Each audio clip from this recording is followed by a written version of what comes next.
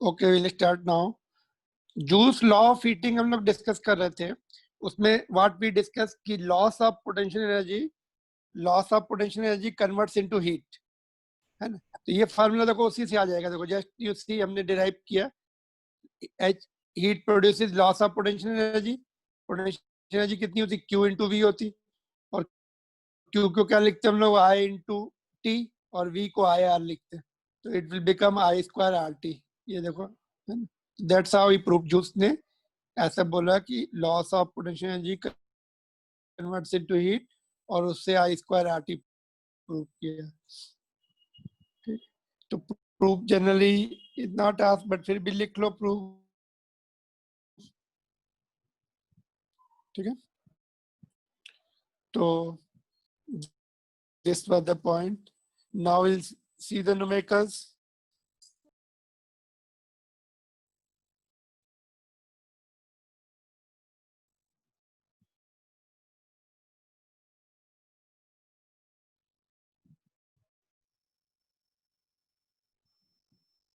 ठीक है,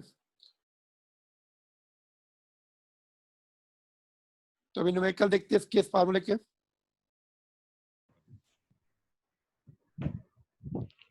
कौन सा था पहला? ये वाला था क्या? How much will be the power produce in both the bulbs when they are connected in series? आया किसी का आंसर?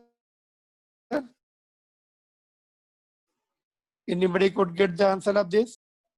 देखो पहले क्या बताया, ये वाला करंट निकालना पड़ेगा और फिर इंडिविजुअल रेजिस्टेंस के साथ मल्टीप्लाई करना पड़ेगा। तो पहले करंट निकाल लो। I is equal to V by R one plus R two. तो आर वन आर टू जो उसकी रेटिंग से रेजिस्टेंस निकाले गए वो तो रहने वाले 220 अपान आर वन कितना है 484। ऊपर देखो 484 आया था 100 वाट का, और 60 वाट का कितना आया था? 806 आया था। इससे करंट आ जाएगा। फिर न्यू पावर जो होगी P डैश इन 100, तो आई स्क्वायर तो सेम रहने वाला है, और आर 100 का रेजिस्टेंस जो है वो, और P डैश 60 का निकालना है पावर, तो आई तो सेम रहने वाला है, तो आर 60 का रेजिस्टेंस से मल्टीप्लाई कर देंगे ये वाला। तो इससे न्यू पावर आ जाएंगी। यू सी, इससे जो तुम्हारी पावर आएगी, किसी का आया क्या आंसर? 100 वाट की आएगी, 100 वाट वाले की आएगी 14 पॉइंट समथिंग, 14.07 वाट आएगी। और इसकी कितनी आएगी? 23.4।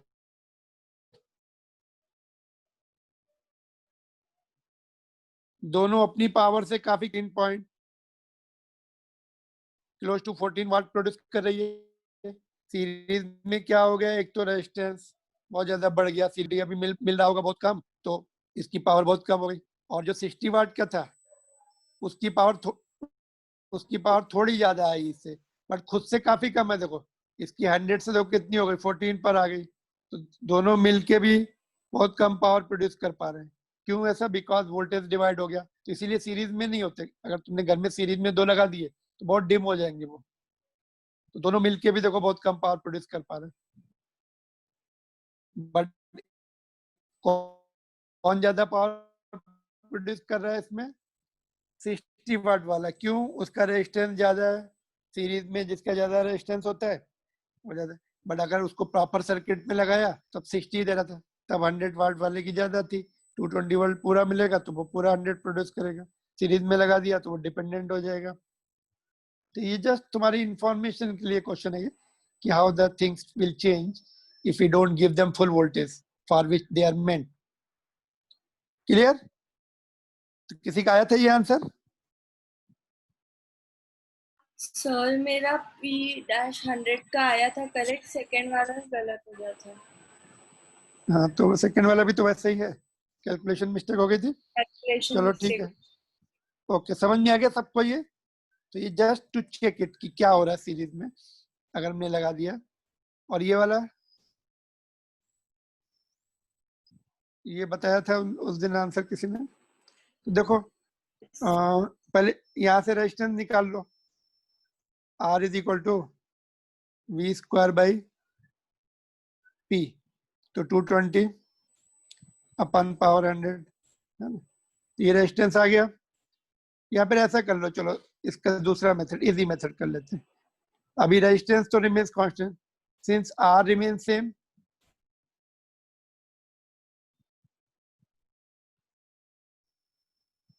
देयरफॉर पावर का फार्मूला क्या है, P is equal to V square by R, तो P1 is equal to V1 square divide by P2 is equal to V2 square, R तो कैंसिल हो जाएगा। तो P1 कितना 100 वाट है, सेकंड वोल्टेज में उसकी पावर निकालनी है। और पहले कितना था, V1 220 वोल्ट था, और हम कहाँ पे यूज कर रहे हैं, 110 वोल्ट पे यूज कर रहे हैं, तो ये तुम्हारा 1/4 आ जाएगा, नहीं 4 आ जाएगा, 4/1 आएगा। तो P2 विल बी 100/4, तो 25 वाट। तो अगर तुमने इंडियन मेड बल्ब, अगर suppose you are going to US है ना फॉर हायर स्टडीज, 25। सॉरी मेरा भी यही आंसर, वही मैं निकाल रही थी। ओके, तो ठीक है। तो ये जो है, suppose you are going to US taking the Indian bulb there, तो वहां पे अगर तुम प्लग इन करोगे तो उसकी 1/4 पावर दिखाएगा वो। क्यों, वहां पे वोल्टेज ज्यादा है, वोल्टेज ज्यादा है तो power 1/4, because P directly proportional to V square, voltage ज्यादा होगे तो पावर 1/4 हो जाएगी। अगर सपोज यूएस से सपोज तुम वापस आ रहे, वहां का एक बल्ब लेके आए, अभी तुमने सोचा चलो वहां का हम 100 वाट का बल्ब ले चलते हैं, इंडिया में यूज करते हैं, क्या होगा फिर, तुमने सपोज यहाँ की सप्लाई में लगाया, तो क्या हो जाएगा, कितनी पावर प्रोड्यूस करेगा, यहाँ वोल्टेज डबल है,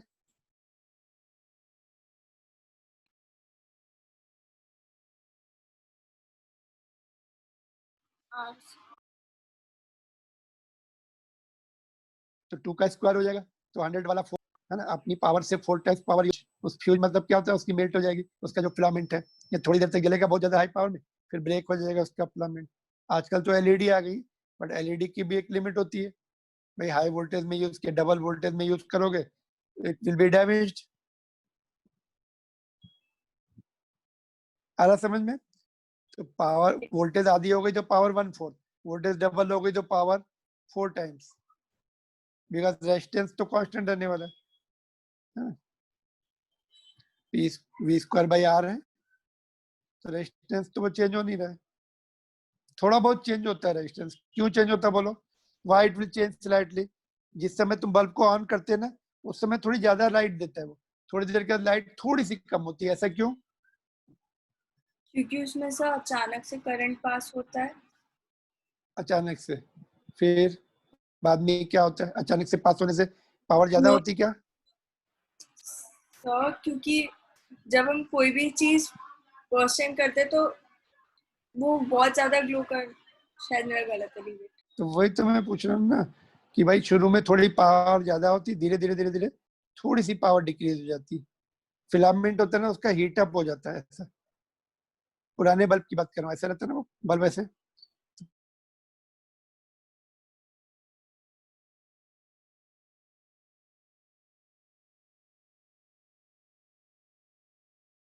फिलामेंट हीटअप हो जाता है, हीटअप होने से क्या होता है, रेजिस्टेंस जो है बढ़ जाता है, temperature dependence of the delta T, तो टेम्परेचर थोड़ा, टेम्परेचर पावर कम होती, P equal to V square by R, तो हीटअप कंडीशन में थोड़ा डिक्रीज हो जाता है वो, थोड़ी पावर उसकी कम ब्राइटनेस प्रोड्यूस होती है, बट वो फैक्टर हम नेग्लेक्ट करते हैं, न्यूमेरिकल सॉल्विंग में हम लोग वो फैक्टर डिक्रीज, वो फैक्टर काउंट नहीं करते। ठीक है, क्लियर टू एवरीबॉडी, ये सब छोटे छोटे पॉइंट है, डे टू डे लाइफ पे तुम लोग ऑब्जर्व भी करते होगे, है ना, तो point should be very clear, कोई डाउट हो तो पूछ लो। और आगे देखिए, हमें ये वाले का आंसर आ गया था,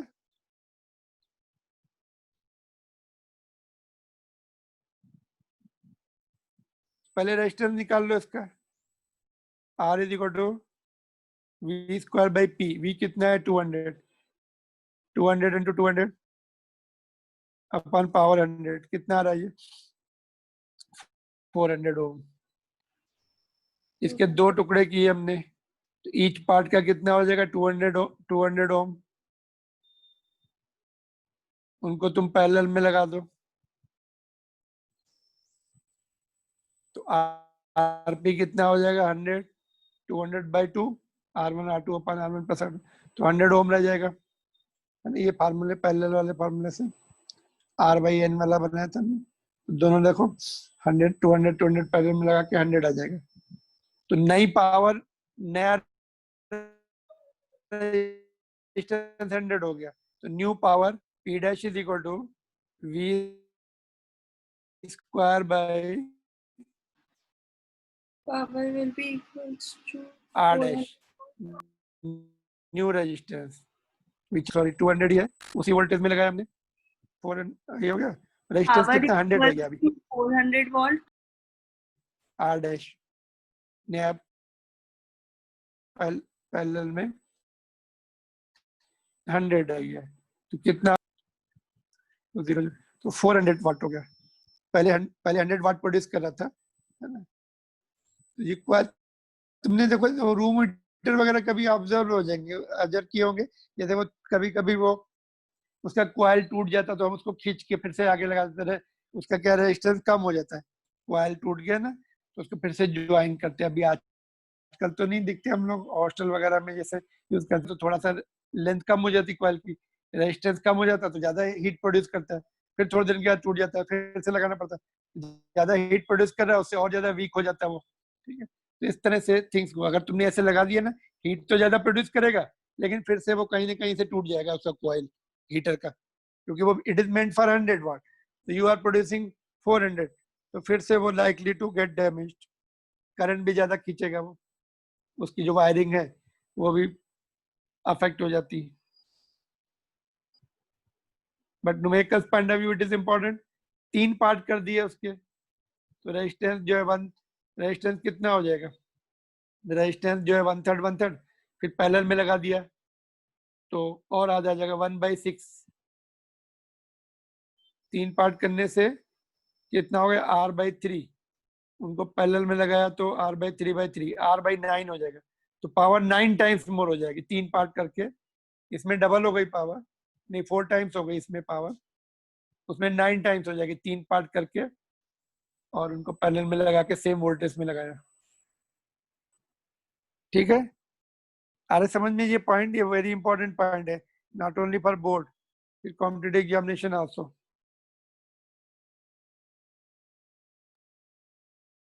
तो ये वाला क्वेश्चन भी मैंने होमवर्क में दिया था, देखो। तो इसमें क्या दिया है, let me read it again, ये भी इंपॉर्टेंट है।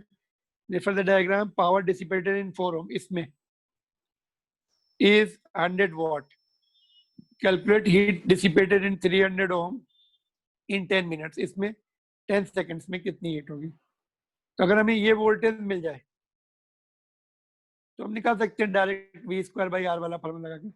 वोल्टेज मिल गया तो करंट भी निकाल सकते हैं इसमें, पर यहाँ तक का वोल्टेज कैसे मिलेगा, ऊपर वाली ब्रांच को फोकस करते, इसका लोकल हमें दिया हुआ है पावर, इससे यहाँ पे हमें करंट मिल जाएगा, यहाँ पर वो करंट आगे भी जाएगा, तो ओम्स लॉ से हमें वोल्टेज मिल जाएगा ऊपर वाली ब्रांच का पूरा वोल्टेज। अभी तुम यहाँ से अगर तुम वोल्टेज वाला फार्मूला लगा तो यहाँ तक का ही वोल्टेज मिलेगा हमें, यहाँ तक का, उससे काम नहीं चलेगा, हमें पूरा वोल्टेज चाहिए। इसलिए better to find out current first ऊपर वाली ब्रांच, फिर ओम्स लॉ से वोल्टेज फर्स्ट अपर ब्रांच में जितना वोल्टेज, फिर वही लोअर ब्रांच में भी वैलिड रहेगा। पहले हमने P = I² R से करंट निकाल लिया, P की पावर कितनी दी है 100 दी है, 100 लिख दी। I निकालना है अपर ब्रांच में, R कितना 4 ओम के लिए दी थी पावर, यहाँ से I इज 5 एम्पियर। तो अभी हमें यहाँ का वोल्टेज निकालने के लिए, करंट तो दोनों दोनों रेजिस्टेंस में सेम रहने वाला है, ओम्स लॉ से V = I × R1 + R2, ऊपर के रेजिस्टेंस दोनों, I 5 ऊपर का एक रेजिस्टेंस 4 है, दूसरा 2 है, तो 30 वोल्ट मिल गया। ये यहाँ से हमें ये वोल्टेज 30 मिल गया, तो वही वोल्टेज नीचे 3 ओम को, नीचे सिंगल रेजिस्टेंस है, तो उसका पूरा वोल्ट नीचे भी मिलेगा, पैरेलल में है वो। या फिर ऐसे भी कर सकते हो, तुम करंट निकाल सकते हो। अभी पूरी ब्रांच का हमें यहाँ से यहाँ तक का 30 वोल्ट मिल गया, तुम करंट निकाल के भी नीचे पावर निकाल सकते हो, या फिर डायरेक्ट हम पावर वाला ही फॉर्मूला लगा देंगे, P dash = P in 3 ohm will be V square by 3 resistance. V कितना है 30 into 30 अपॉन 3, तो ये कितना आ रहा 300 जूल पर सेकेंड। तो हमें 1 सेकेंड में नहीं चाहिए, 10 सेकेंड में चाहिए। तो heat is equal to power into time. Power कितना आएगा 300 आया अपना, टाइम 10, तो 3000 जूल्स आ गए। आया था आंसर ये? Yes, sir. Yes, sir. तो this is important question, very important, not only board competition के लिए भी। कोई डाउट हो तो पूछो इसमें। चले एक्सप्लेन अगेन कि समझ में आ गया सबको? समझ आ गया सर। ओके, नोट कर लो। सर ये क्वेश्चन कट नहीं होगा क्या? क्या चीज? नहीं, ये तो सर, ये पावर का question क्वेश्चन है ना। अभी ये बहुत अच्छा। कंफ्यूजन उन्होंने प्रोड्यूस कर दिया है ना ये, लेकिन पावर का है। इसमें सीरीज एंड पैरेलल कहाँ यूज हो रहा है? ओम्स लॉ यूज हो रहा है। तो ये जो है फिर से अभी इनके आर्गुमेंट चालू हो गए हैं। There is lot of controversy in that. इसकी कोर्स का रिडक्शन जो हुआ है ना, ठीक से नहीं रिडक्शन हुआ है। भाई जो चीजें हमें आगे चाहिए तो उसमें तुम क्यों कर, डिवाइसेस सारे निकाल दो, खेल खत्म। वो किसी को अफेक्ट नहीं करते। डिवाइसेस क्या होते, किसी न किसी का एप्लीकेशन होते है किसी लॉ का, वो निकाल सकते थे। अभी क्या है, सीरीज एंड पे मुझे लगता है वो उनका डेरिवेशन नहीं होगा, बट न्यूमेरिकल्स आ सकते हैं। नहीं सर, डेरिवेशन पूरा नहीं टॉपिक आएंगे। निकल गया है। ठीक है ना, तो हम लोग कट हो गया तो होने दो। ये हमारा हीट, ये पावर तो है ना अपने कोर्स में। अच्छा, उसमें जो मैं बोल रहा था ना, चार्ज निकला, चार्ज नहीं निकला है एक्चुअली, वो चैप्टर का नाम था इलेक्ट्रिक चार्ज एंड फील्ड। उसमें से केवल एक ही टॉपिक निकला है पहले वाले चैप्टर में से, field due to the spherical shell. Second chapter से कुछ भी नहीं निकला है। थर्ड चैप्टर से carbon resistance and series and parallel combination. Sir तो इस संडे को पेपर रहेगा? रहेगा, क्यों नहीं रहेगा, सेम टाइम अपने क्लास के टाइम में। ठीक है, ओके तो सर। जो कोर्स नया कोर्स है अकॉर्डिंग टू दैट तुम्हारा टेस्ट होगा। ठीक है, यस सर। और क्या है इसमें? देखो ये क्वेश्चन है, क्वेश्चन के फॉर्म में है ये। एक्चुअली एक टॉपिक है बट एनसीईआरटी बुक में नहीं दिया, क्वेश्चन के फॉर्म में इसलिए मैंने दिया। Refer diagram and find relation between small R, ये बैटरी का इंटरनल रेजिस्टेंस है, and external resistance, so that maximum power is produced in the external resistance. इसमें maximum power produce हो external resistance, R is the external resistance है ना।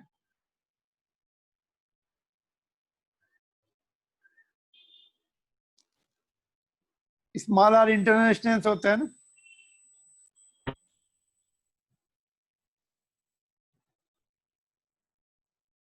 ठीक है, तो मैक्सिमम पावर प्रोड्यूस करने के लिए पहले सपोज हम लोग करंट निकाल लेते हैं। तो देखो इसको सॉल्व करके देखते हैं, किसी को इसका आंसर पता है क्या? चलो इसको हम एक एक स्टेप करके करते हैं। देखो I is equal to Ohm's law,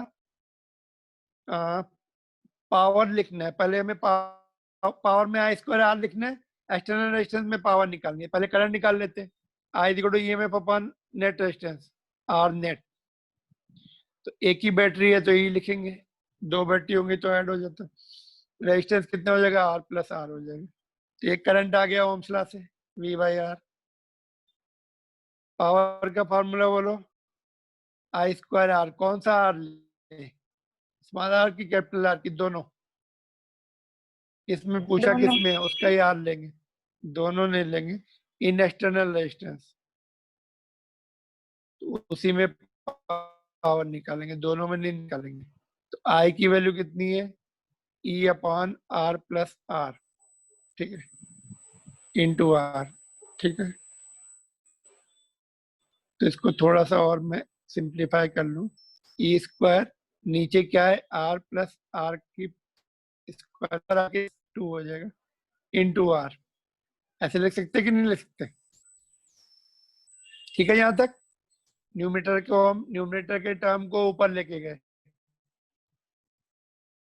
बोलो इसके बाद क्या करना है?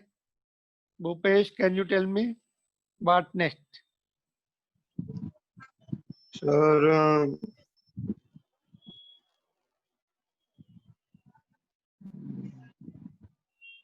Okay Bhushan, can you tell me what next?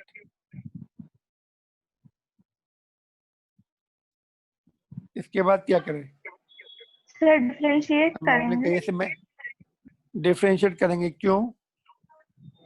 Sir, उसी से मैक्सिमम और मिनिमम निकलता है। हाँ, हमने पढ़ा है मैक्सिमम मिनिमा। बेसिक मैथ्स जब हम लोग पढ़ते हैं फिजिक्स में, तो बेसिक मैथ्स में डिफरेंशिएशन पढ़ते हैं, फिर मैक्सिमम मिनिमा पढ़ते हैं। फॉर मैक्सिमा और मिनिमम किसी फल की या किसी फिजिकल क्वांटिटी की जो है मैक्सिमम या मिनिमम वैल्यू कब होगी? डीपी बाई can you hear me? Yes आवाज आ रही? Okay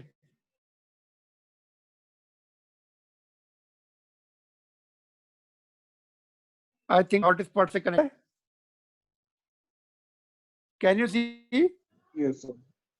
yes sir hello, yes yes sir दिख रहा है। दिख रही स्क्रीन दिख रही है क्या? Yes sir yes sir, no? Yes sir Bhupesh, Bhushan, दिख रही है क्या? Yes sir yes sir, no? Sir थोड़ी आवाज क्योंकि Yes. कट कट के सप्लाई आ रही चली है। गई है, कट के आ रही है। अभी वो एक्चुअली हॉट स्पॉट ने टेक ओवर कर लिया, लाइट सप्लाई चली गई है, मोबाइल के हॉट स्पॉट से अभी कनेक्ट हो गया वो। ठीक है, अभी कंटिन्यू। आवाज देखो, अभी आवाज क्लियर आ रही? हो सकता है शुरू में थोड़ी सी प्रॉब्लम हो। हाँ सर। अभी आ रही है? चलो, तो मैक्सिमा मिनिमा, मैक्सिमा या मिनिमा के लिए क्या करना पड़ता है?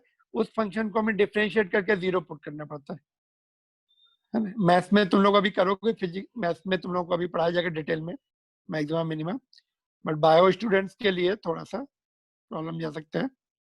तो फिर भी क्वेश्चन आते हैं कभी कभी बोर्ड्स में भी, मैक्सिमा मिनिमा का एक आध क्वेश्चन आ सकता है डिफरेंशिएशन करके। तो देखो, फॉर मैक्सिमम मिनिमम डीपी और मैक्सिमम और मिनिमम पावर, चलो एक मिनट, फॉर मैक्सिमम और मिनिमम पावर, तो पावर को डिफरेंशिएट करना पड़ेगा डीपी बाई किसके रिस्पेक्ट में डिफरेंशिएट करना है? स्मॉल आर या कैपिटल आर के रिस्पेक्ट में? हमें किस में निकलना है? एक्सटर्नल रेजिस्टेंस की वैल्यू निकालनी है। इंटरनल तो फिक्स है ना, ये बैटरी का, ये तो कांस्टेंट है, ये वेरिएबल है, ये कितना होना चाहिए? तो उसके रिस्पेक्ट में, डी आर के रिस्पेक्ट में। ठीक है, ये थोड़ा सा ध्यान से सुनो अभी, मैं पूरा सॉल्व कर रहा हूँ। D R should be zero, तो डिफरेंशिएट करके बाद में जीरो करते, DP by D are should be zero, तो डिफरेंशिएट कर लो पहले, फिर लेफ्ट साइड में जीरो लिख देंगे। तो बोलो, ये तो कांस्टेंट है, इसको एज इट इज रहेगा। फिर इसका फर्स्ट टर्म का differentiation, first term into differentiation of second term, first term क्या है? R plus into differentiation of second term, D R by D R 1 हो जाएगा, into second term into differentiation of first term, first term क्या है? -2 आगे आ जाएगा, R plus R की पावर -3 हो जाएगी। तो ये फार्मूला होता है, एक प्लस है बीच में, किसी को भी फर्स्ट टर्म ले सकते हैं, कोई प्रॉब्लम नहीं। अभी फॉर मैक्सिमम ये तो जीरो हो गया, अभी ये भी since E square is not zero, तो ये भी छूट जाएगा। अभी ये बचा हमें ब्रैकेट के अंदर वाला टर्म, इसको मैं ऐसे लिख सकते हैं, आर प्लस आर को नीचे ले गए स्क्वायर हो गया, यहाँ पे माइनस है, और ये नीचे ले गए आर प्लस आर क्यूब हो गया। यहाँ भी जब हम एलसीएम लेंगे, नहीं यहाँ भी कॉमन ले लो इसको, 1/r प्लस आर का स्क्वायर कॉमन लिया, यहाँ पे 1 माइनस r/r प्लस आर बचा। अभी ये भी जीरो नहीं होगा, ब्रैकेट वाला टर्म जीरो हो सकता है, क्योंकि ये प्लस है ना दोनों, ये जीरो नहीं हो सकता, ब्रैकेट वाला टर्म जीरो हो जाएगा।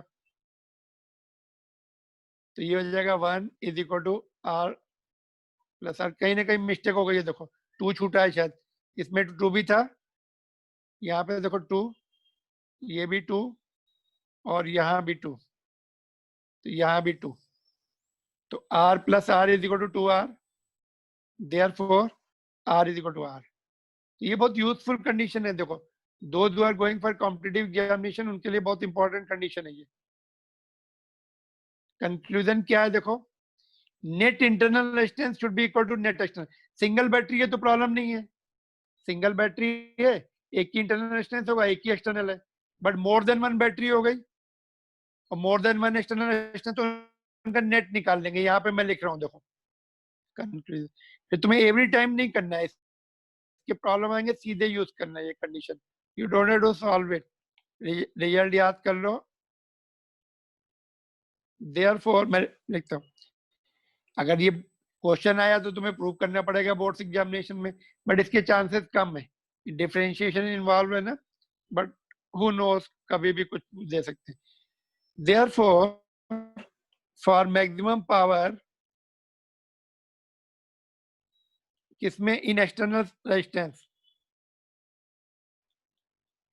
अभी एक्सटर्नल नेटवर्क भी हो सकता है, मोर देन वन रेजिस्टेंस है तो एक्सटर्नल नेटवर्क भी हो सकता है. और external network actually Wheatstone base के लिए आया था एक बार question, not in boards, competitive examination में. तो net internal should be net external. Net external और net internal resistance, net internal resistance should be equal to net external resistance. ये कंडीशन है, तुम्हें प्रूव नहीं करनी, तुम यहाँ से स्टार्ट कर सकते हो. Net internal resistance should be equal to net external resistance. नीचे तो सिंगल सिंगल रेजिस्टेंस है, दैट्स ऑल, इसीलिए R is equal to R. But more than one हुए तो फिर तुम नेट निकाल लो. You don't have to prove every time. ठीक है, तो एक क्वेश्चन है कि जो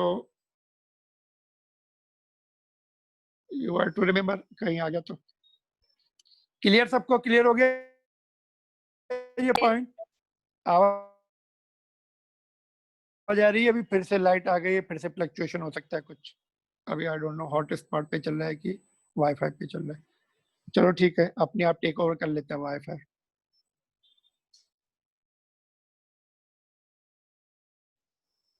तो नोट करना है तो कर लो इसको, नहीं तो रिजल्ट लर्न कर लो. जिनके पास मैथ्स है उनको प्रॉब्लम नहीं आती.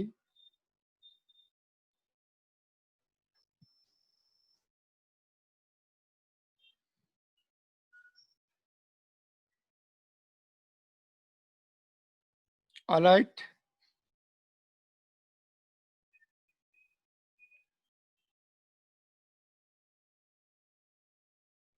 फाइनली एक क्वेश्चन चार्जिंग का. एनसीईआरटी बुक में 2 क्वेश्चन चार्जिंग के हैं, चार्जिंग ऑफ द सेल और बैटरी. तो उसकी थियोरी हमें पढ़नी पड़ेगी, उसके बिना प्रॉब्लम सॉल्व नहीं कर सकते. बोर्ड में आया भी है वो क्वेश्चन एक बार असाइनमेंट में. लास्ट क्वेश्चन जो है ना न्यूमेरिकल में, चार्जिंग ऑफ द सेल का है. Shall we see that now? Yes, sir. Okay, देखते हैं. देखो, जैसे क्वेश्चन नंबर 11 हमें सॉल्व करना है एनसीईआरटी बुक का, या 15 करना है, उसके लिए थोड़ी सी थियरी पढ़ लेते हैं. जब बैटरी डिस्चार्ज हो जाती है तो उसको चार्ज करना पड़ता है. जैसे अपने सेल फोन की बैटरी डिस्चार्ज हो जाती है ना, तो उसको डेली चार्ज करना पड़ता है हमें. तो चार्जिंग प्रोसेस में टर्मिनल पोटेंशियल कितना हो जाता है, और उसमें कितनी हीट लॉस हो जाती है, कितनी हीट केमिकल एनर्जी में कन्वर्ट होती है, ये सब पॉइंट जो है न्यूमेरिकल में पूछे गए हैं. तो लेट्स सी नाउ. तो ये अपनी बैटरी है, हमने बैटरी ऐसे बना ली, थोड़ी सी ब्लॉक डायग्राम. ये उसका पॉजिटिव, बड़ा वाला थोड़ा पॉजिटिव टर्मिनल होता है. ऑटोमोबाइल की जो बैटरी होती है, ध्यान से देखना, जो छोटा टर्मिनल होता है वो नेगेटिव होता है. ठीक है, तो ये पॉजिटिव है, जो थिन वाला होता है वो माइनस होता है.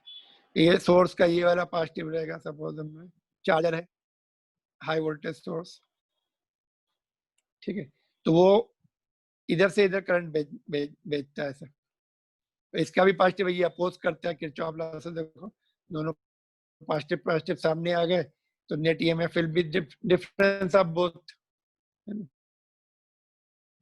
तो ये इधर से भेजते हैं और ये थोड़ा अपोज करता है, तो ये लेकिन ये सोर्स का ईएमएफ ज्यादा होता है, तो वो इसको जबरदस्त सबसे okay. ES is the EMF of the source, term देखते हैं। EB the EMF of the battery, R is internal resistance of the battery, इस वाली बैटरी का R है। सोर्स का रेजिस्टेंस नहीं देते तो हम लोग सोर्स का रेजिस्टेंस यहाँ पर नहीं ले रहे, तो RS is the series resistance. यहाँ पर एक सीरीज रेजिस्टेंस भी रहता है बीच में, वो है सेफ्टी रेजिस्टेंस भी कभी कभी बोलते हैं उसको, सीरीज में रहेगा। तो करंट वही जैसे हमने अभी मीटर पोटेंशियोमीटर में हमने करंट निकाला, उसमें एक ही बैटरी थी, यहाँ पे दो है, हमने अपोज मतलब पूरे सर्किट में दो बैटरी का रोल है। देखो ऐसे ES वाली हायर वोल्टेज की है, वो करंट भेज रही है, और ये किरचॉफ लॉ से देखो ये अपोज कर रही है उसको। यहाँ से चलेंगे प्लस, इसके माइनस से बाहर निकले तो ये माइनस हो जाएगा यहाँ पर, तो नेट EMF हो गया जी। और नेट रेजिस्टेंस, दो ही रेजिस्टेंस है इसमें, देखो एक इस वाली बैटरी का है और ये सीरीज रेजिस्टेंस है RS, इसका नहीं दिया, इसका दिया होगा तो वो भी ऐड हो जाएगा, जनरली नहीं देते उसका। तो ये हो गया, करंट आ गया हमें। अभी इससे हमें क्या मिलेगा, energy supplied by the source पर सेकंड, सब पर सेकंड निकाल लें, पावर हो गया, मतलब जितना टाइम है टाइम बाद में मल्टीप्लाई कर लेंगे। तो पावर का फॉर्मूला क्या है, इज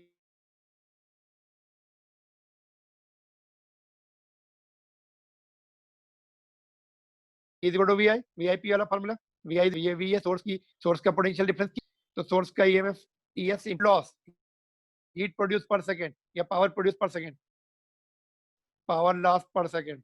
तो करंट आए है, दो ही रेजिस्टेंस है, इसमें भी लॉस होगा, इसमें भी लॉस होगा, तो RS plus R I square into net resistance, इतनी इतनी हीट पर सेकंड लॉस हो जाएगी।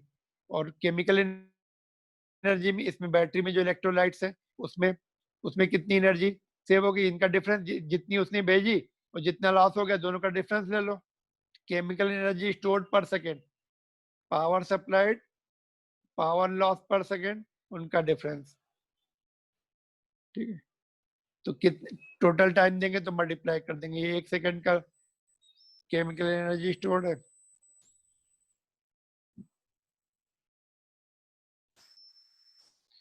और टर्मिनल पोटेंशियल चार्जिंग में प्लस हो जाता है बीच में। लेकिन यहाँ पे क्या लेना, बैटरी का टर्मिनल पोटेंशियल है तो बैटरी का EMF आएगा, यहाँ पे ES नहीं लिखना है, ऐसा नहीं लिखना। टर्मिनल पोटेंशियल ऑफ बैटरी होता है, तो बैटरी का EMF ऑफ बैटरी, सोर्स का नहीं पूछ रहे, बैटरी का पूछते हैं हमेशा। तो ये पॉइंट्स हम यूज करेंगे, देखते ये पहला क्वेश्चन, ये नोट कर लो ये, क्योंकि ये थियरी पार्ट नहीं है, ये जस्ट न्यूमेरिकल के लिए मैंने तुम्हें लिखा के दिए ये पॉइंट।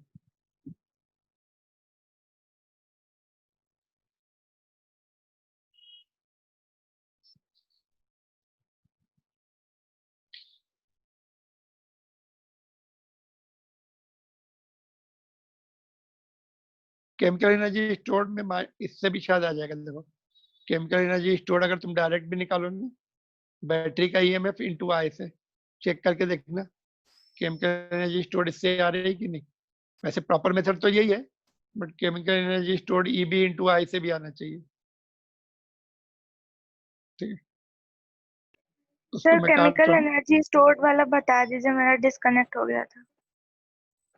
देखो अभी energy per second supplied, energy supplied per second source की कितनी है, सोर्स का EMF into I, P is equal to VI वाला फार्मूला, V की जगह हम EMF लिखते हैं यहाँ पर। सोर्स ने इतनी एनर्जी भेजी पर सेकंड, लॉस कितना हो गया पर सेकंड, इतना, तो बाकी कहाँ गई, केमिकल बैटरी के इलेक्ट्रोलाइट में केमिकल एनर्जी की फॉर्म में स्टोर हो गई, तो सप्लाइड पर सेकंड हीट में कन्वर्ट हुए, उसका माइनस कर दो। और मैं ये EMF इंटू करंट, क्योंकि बैटरी का EMF लेना है तो बैटरी में एनर्जी स्टोर होगी, वो ये भी तो पावर है ना, EB इंटू I, तो एनर्जी बैटरी में स्टोर होनी चाहिए, उससे भी सेम आना चाहिए, but this is the proper method to find out. Suppose 100 joule per second I और हीट लॉस हो गई 20 जूल पर सेकंड, तो डिफरेंस कितना है 80, वो केमिकल एनर्जी में कन्वर्ट हो जाएगा पर सेकंड। टर्मिनल पोटेंशियल में चार्जिंग में प्लस होता है, हमने सीखा था किसका, बैटरी का, तो बैटरी का ईएमएफ लेंगे, सोर्स का नहीं लेंगे। देखते हैं ये दो क्वेश्चन कैसे कैसे दिए इन लोगों ने। स्टोरेज बैटरी जो ईबी दिया हुआ है, देखो 8 वोल्ट की है, ऑफ इंटरनल रेजिस्टेंस आर उसका दिया है 0.5 ओम, ठीक है, being charge by 120 volt supply. तो ये क्या होगा, 120 क्या होगा बोलो, ES सोर्स की डीसी से ही चार्ज होती, बैटरी जो है डीसी सप्लाई से, एसी से चार्ज नहीं होती, इसलिए चार्जर होता है ना, पहले वो डीसी में कन्वर्ट कर लेता है, रेक्टिफायर होता है उसके अंदर।